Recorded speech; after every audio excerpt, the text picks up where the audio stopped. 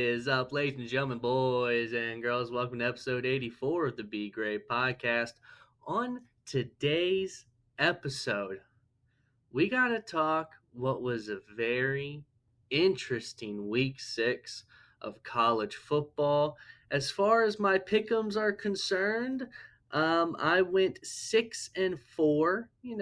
It's all right. It's whatever. Looking to do better next week.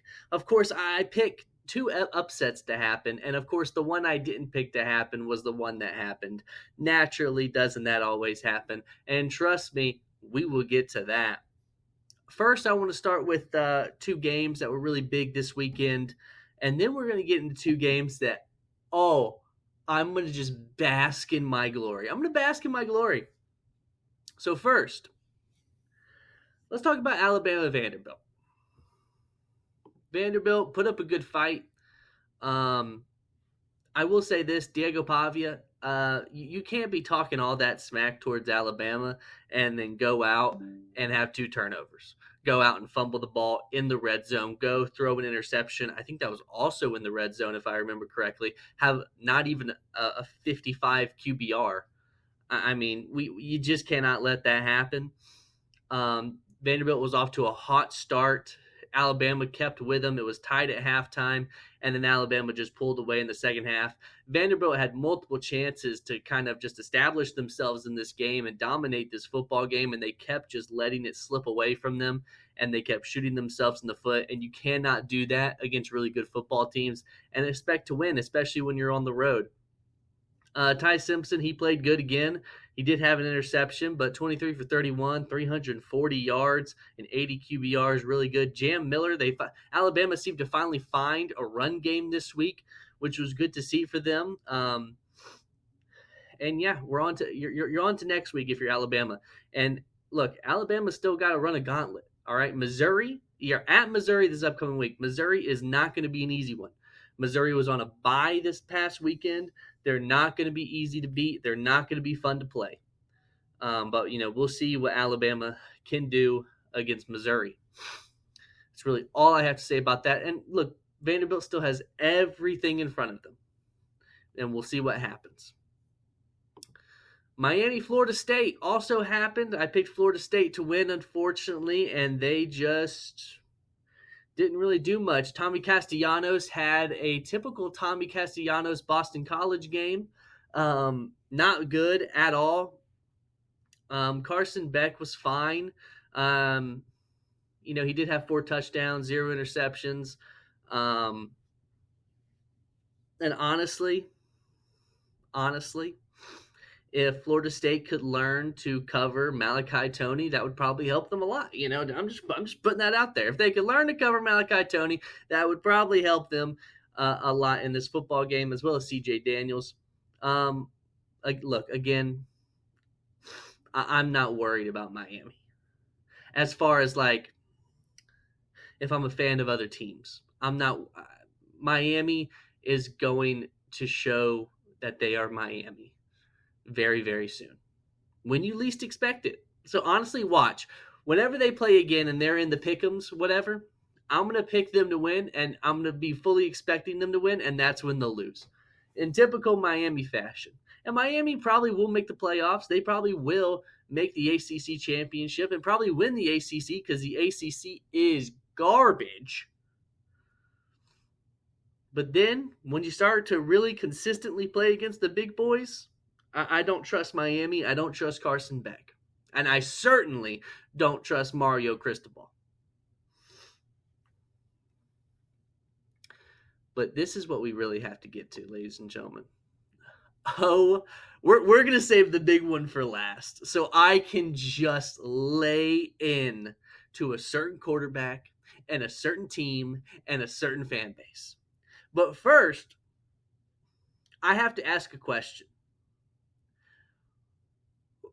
Have I ever, in all of these episodes, have I ever been more right than this offseason when I said that everyone was overhyping Arch Manning and Drew Aller?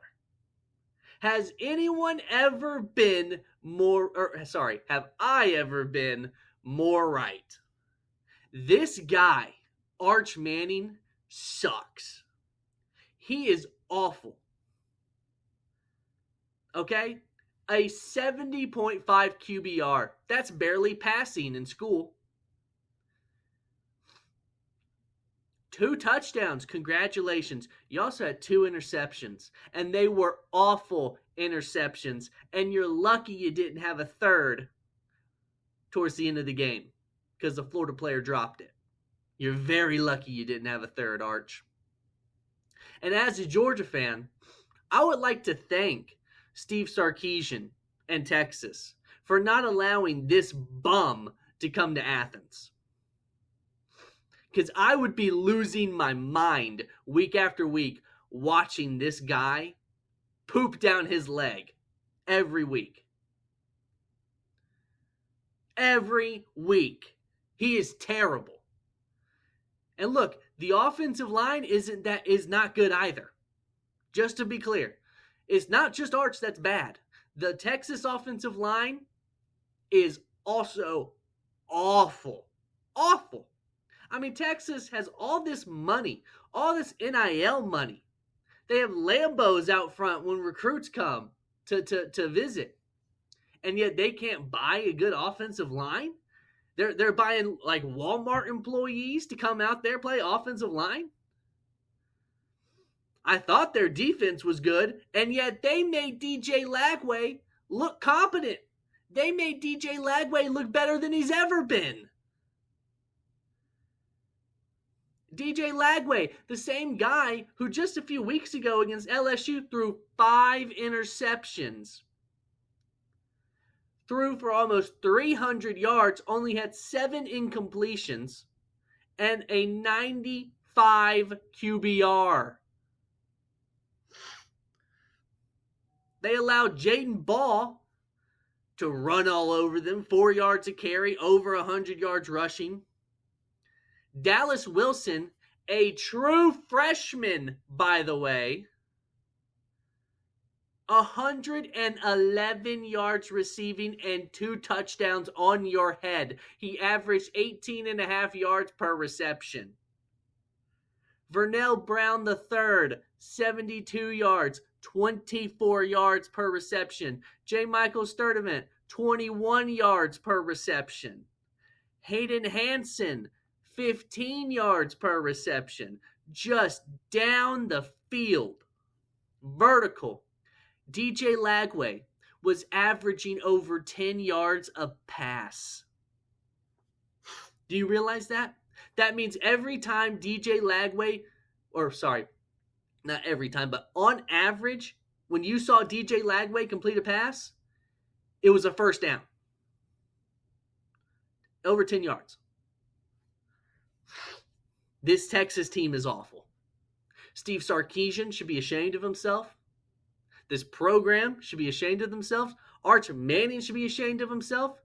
The Texas fandom should be ashamed of themselves and should go apologize to Quinn Ewers immediately for asking and for questioning Sark all last season as to why he kept putting Quinn Ewers out on the field and clamoring for Arch Manning and being so excited every time Arch came on the field. Now you see why. Because this guy sucks. You made Florida actually look like a good football team. And let me be clear, Florida is not a good football team. Texas was awful. And Florida still only won by 8. Florida should have dominated this football game.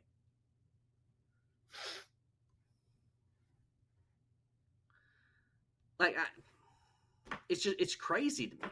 It's crazy. Is Arch Manning the biggest catfish in college football? I mean, what are we talking about?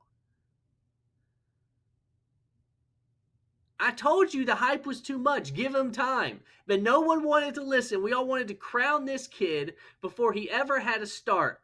And since the moment he stepped on the field against Ohio State, he has looked bad for every single game except maybe the Sam Houston State game, where he looked like an absolute clown taunting a Sam Houston State player. Like, give me a break. And then we get to the other fraud. Drew Aller, James Franklin, and the Penn State Nittany Lions. Sorry, gosh, it's very hard to say that. Nittany Lions. Let's just call them the Penn State Bums. That's what they're going to be known for the rest of the season here on this podcast. The Penn State Bums. Drew, how many times do I have to explain that Drew Aller sucks? That Drew Aller is a bum? That Penn State and James Franklin. Where's Joel Klatt today? Where's Joel?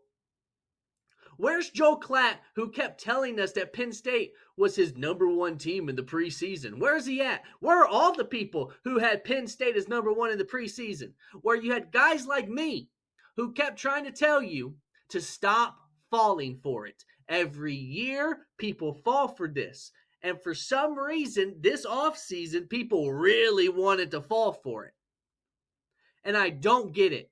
I don't understand it. The signs were all there. What made you think that this Penn State defense was good? They just lost the best defensive player in the country last year. His name is Abdul Carter. And you thought this team would improve? That's not how this works. That's not how this works. And what, you thought Penn State's offense was going to be good? How? You have a bum at quarterback.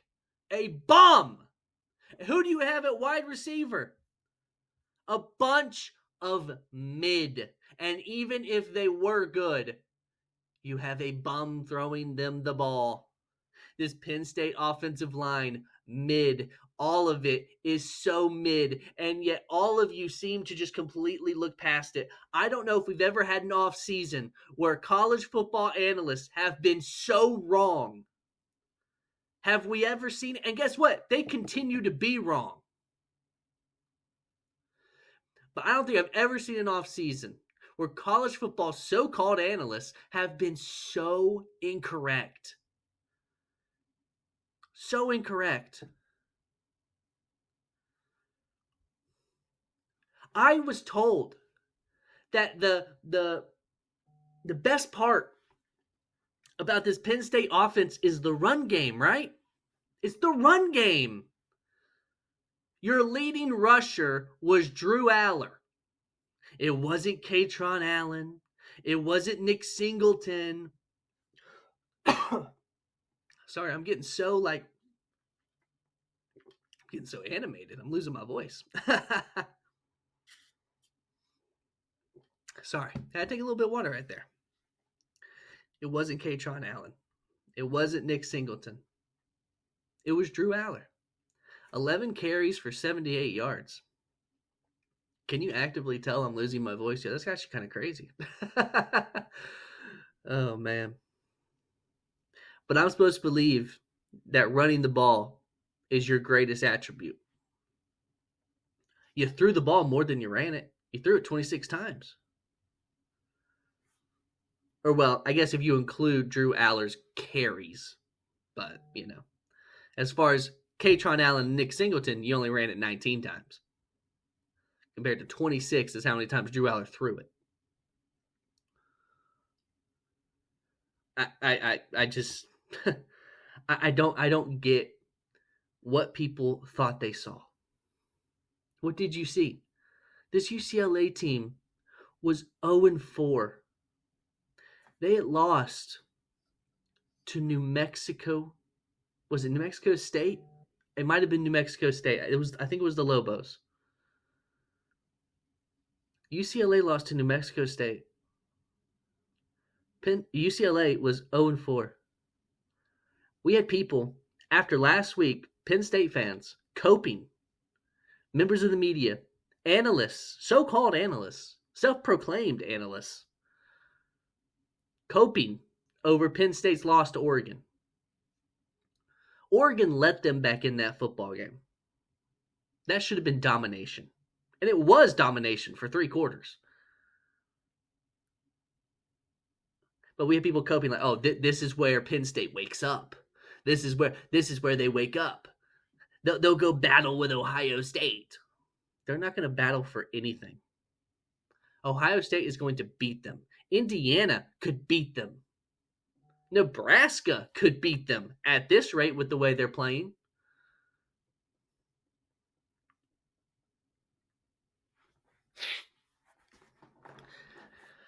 You know, I wish I could tell all these Penn State bums. I wish I could tell them that hey man, you couldn't have possibly saw this coming. It was impossible to see coming. But it was plain as day. It was right in front of your face. All the evidence was there. You just refused to see it. And I get it. When you're a fan of a team, it's hard to see that. It's hard. I've made a decision with my football team, Georgia Bulldogs, and I didn't say this last week, but from here on out, if Georgia ever plays Bama, I'm always going to pick Alabama to win because I have to be consistent. If I am going to sit here and say when it comes to other teams, I like to say, man, I can't pick this team to beat this team until I see it happen. I have to be consistent with my team. So until the moment Georgia beats Alabama, whenever that time comes, I am going on this podcast, I am going to pick Alabama to win against Georgia every single time until something different happens. To be consistent. You know what else I'm going to be consistent on? I am not going to pick Penn State to win a big game until it happens. And you know what's so sad? It's almost like James Franklin heard the narrative that he couldn't win in a big game and said, oh, so all of you say I can't win a big game, huh? Well, look at me lose to an opponent I'm not supposed to then. Like he one-upped himself. How pathetic is that, huh?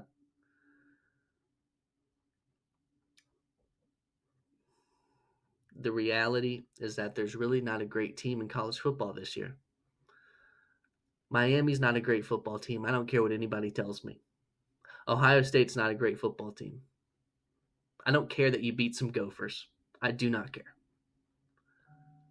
Georgia's not a great football team. Alabama's not a great football team. I think there's so much parity this year in college football. I don't think Oregon's a great football team. I don't think Ole Miss is a great. Ole Miss is overrated, but whatever. We'll see that in a couple weeks. Just a little prediction for you.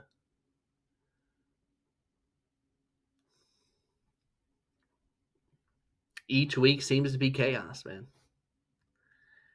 And I'm here for it. I'm here for it. It'll be interesting to see how things move going forward. They know this weekend we have the Red River rivalry between Oklahoma and Texas, where we'll have an Oklahoma without John Mateer versus someone who I think is acting as Arch Manning at quarterback, his stunt double or something. So that'll be a fun one. I think Alabama, Missouri is a really interesting one. Really excited to see how that one goes. Georgia, Auburn we have this weekend. I never love going to play in Jordan-Hare. I will say that. I don't like that Auburn had a bye week to prepare. Georgia looked good against Kentucky. We look solid. And, we'll see how that goes in a hostile environment. I will say our offense played its best game at Tennessee. So maybe we see that again. Who knows? But yeah, I'm really excited for this upcoming weekend of college football. Week 6 was a lot of fun. I hope all of your teams won. Well, actually, technically, I don't hope that. There are teams where I hope you were sad watching your team lose. Like if you were a fan of the Penn State Bums or the Texas Longhorns. But, and it's such a sad state of affairs because I actually like Penn State. Growing up, if you would have asked me Hey, hey, hey, Gray, what's your top five favorite college football teams? Penn State would have been in there. I've always liked Penn State. Penn State wanted me to go to college there. Little fact for you. I didn't. I went to UGA, but still. But and it's not so much the university or anything like that I'm hating on. It's even though it might feel that way at times. This is a symptom of this is a cause and effect of the media overhyping a player that simply has done nothing to deserve it. And that type of thing frustrates me. It frustrates me when I feel like I'm being gaslighted by so-called analysts into like I'm being gaslighted to believe that this player is something that he has never shown that he is something that he simply is not. And I feel like I have the entire time Drew Aller has been at Penn State, I have been gaslighted to believe that Drew Aller he's a stud, he's a really good quarterback, he's this, that, and the other, and he's never shown that. Same thing with Arch Manning. What have I literally said this year? The better Penn State QB went to Missouri, Bo Pribula, and boy, does that look to be right. And how much do you want to bet? How much do you want to bet? If Missouri beats Alabama, how much do you want to bet there's going to be narratives going around from analysts saying exactly what I've been saying for 2 or 3 weeks now? That the better Penn State quarterback went to Missouri.